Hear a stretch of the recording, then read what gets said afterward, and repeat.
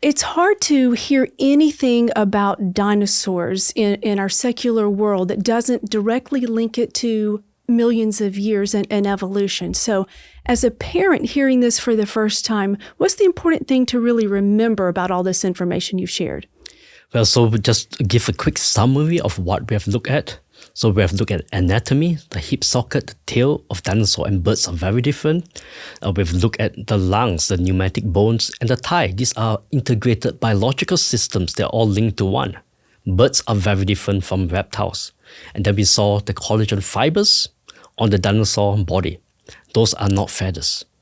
So finally, we see two overlapping circles, bird only on one side, dinosaur only on one side, and we show in the center that if it is true that there are feathered dinosaurs, we should find many individuals with bird-only and dinosaur-only features in a single creature, and we don't have a single one. And since birds and dinosaurs are so different, I mean, look at the way the whole body is built.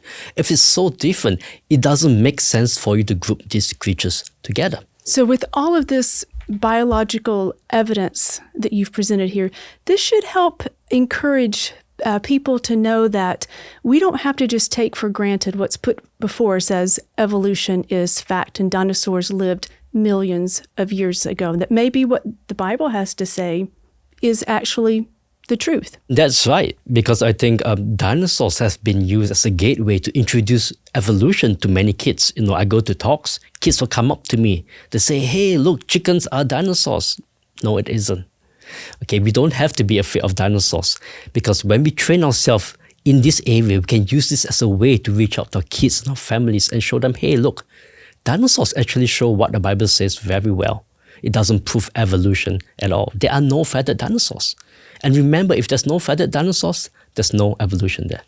So this kind of solid, scientific, evidence-based information is not readily available in many places, but where could someone who wanted to know more about it go? One place I would recommend going is check out the book that I co-authored with Dr. Jonathan Safety. It's called Titans. And we have more than 2 chapters that address this whole issue of where the birds are dinosaurs. Another place you can go to is creation.com. That's our website. Thousands of articles on this.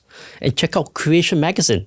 So in Creation Magazine, in almost every issue, it's a quarterly magazine, we always have an issue that talks about dinosaurs. So this is a place that you can use to equip yourself to reach out to your families. As Joel stated, Creation Magazine is a great opportunity to get this kind of information for yourself and others, and you can do that when you click in the description below. And when you do so, you'll even get a free gift. Joel, thanks so much. Thank you.